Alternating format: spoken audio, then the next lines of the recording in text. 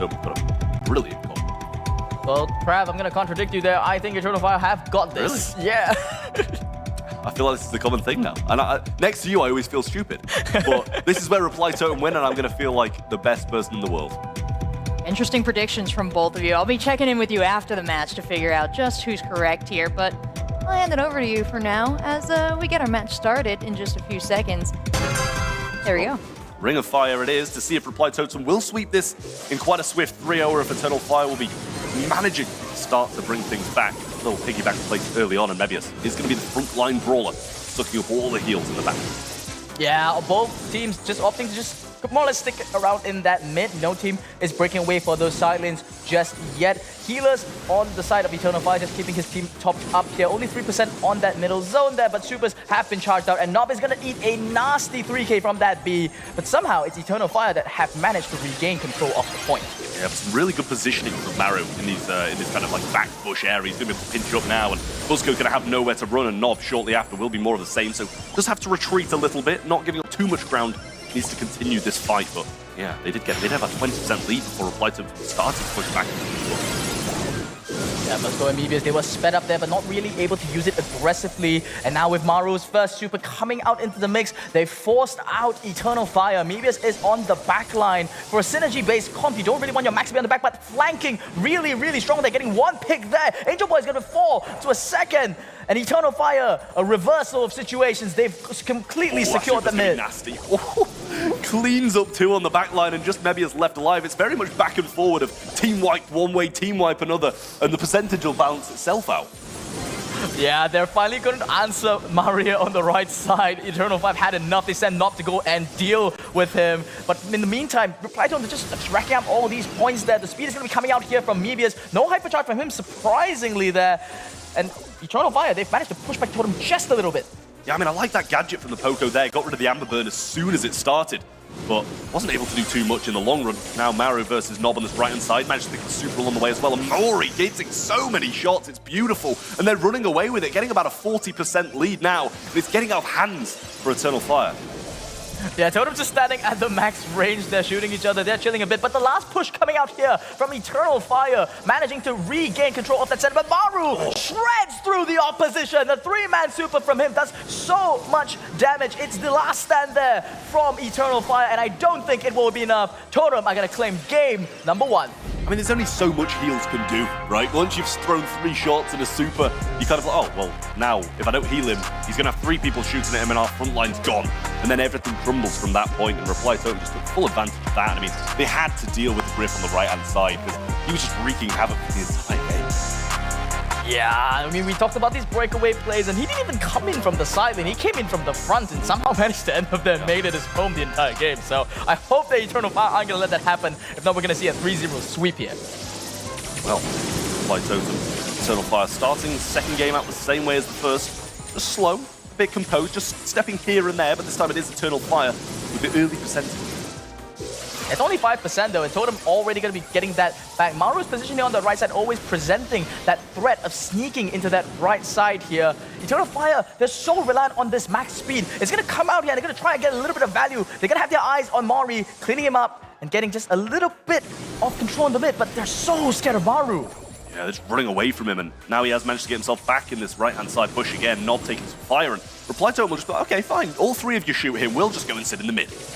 Yeah, it looks like the game plan here from Totem is cut out for them. The heal flies are a little bit too late. Mebius still drops there. Maru is just hitting so many of these enhanced B shots, and the Amber Oil in that mid is going to present another threat that they have to contend with.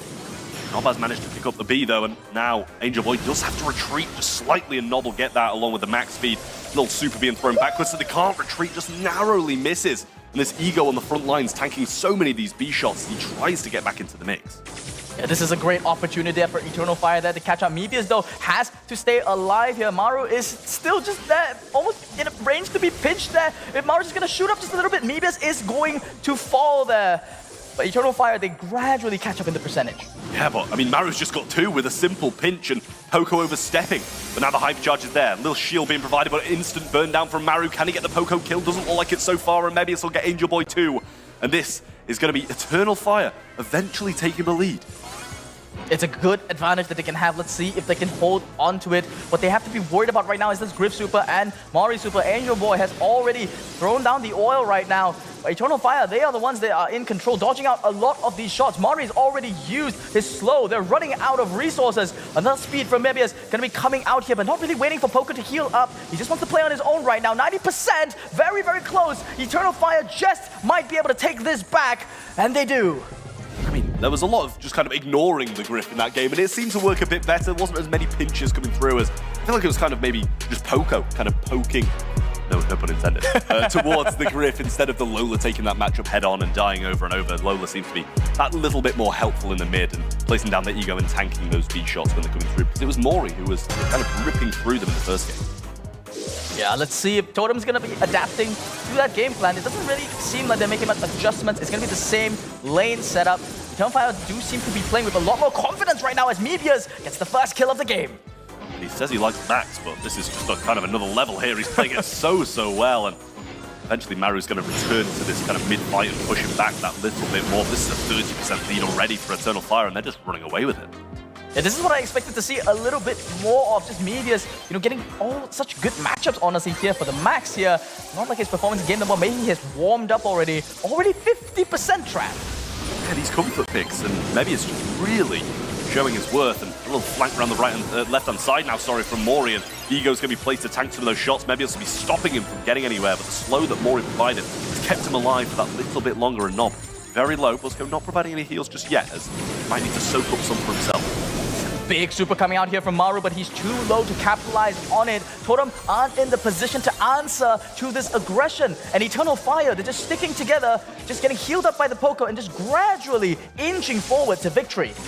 Bosco eventually going to try and scout it out as him and Maru playing the waiting game, seeing who could make a better job of that and get more control, but only 10% left. Maybe it's going to use a hypercharge on the dash, but it's not going to be enough. I mean, it's at 90% at this point. They can surely just keep them cycling onto the zone and getting it finished off, but Nob trying to make that happen. Maru not strong enough to be able to get into this mid. The ego plays down, and that should surely be the game, but they're just holding them off. But how long can they hold them off for?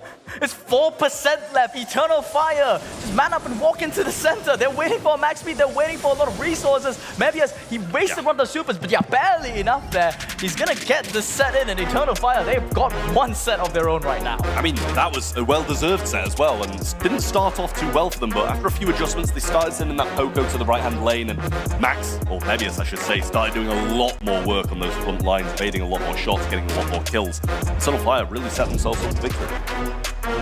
That was an impressive one, and I think, the real prize for us at home, Mebius' smile at the end. You can see the tide kind of turning for him there, getting that victory under their belt. Gotta feel good at this point in the match.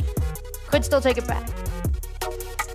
Could be. I mean, it's personal between Nob and Angel Boy. As we did mention earlier, these two were ex-teammates last year. Performance-wise, between the two of them, though, Angel Boy was not playing the Lola, playing something else earlier, but the kills were quite close, and I think both of them, they did perform pretty well. They did their part. They both did their part, so I mean, it's pretty even on the it's personal side.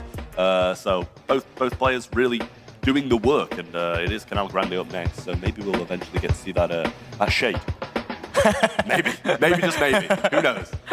Although what I do think is interesting, we were talking about predictions, and I think it was Kenny that said this head-to-head is going to go 3-1 there. So there's that one for Eternal Fire. Do you think Kenny's right? I mean, to be honest, if we can see Eternal Fire playing like that again, I don't doubt that we can go all the way to a 5th set here, because it was a very good showing and a pretty good draft.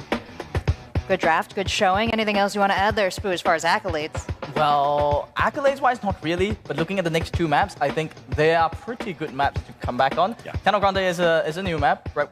New map, in this case. We just brought it back into the pool. It's not new, but we did bring it back.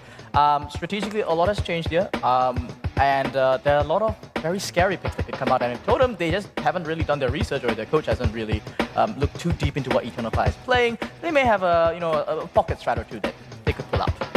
Interesting to see what they might pull out here. Now, if you were to see maybe a certain brawler selected, would that cascade into that interesting pick? What would you say it might be?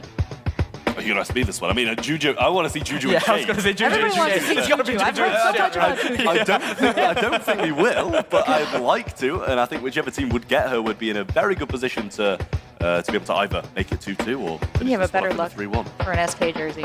Yeah, maybe so.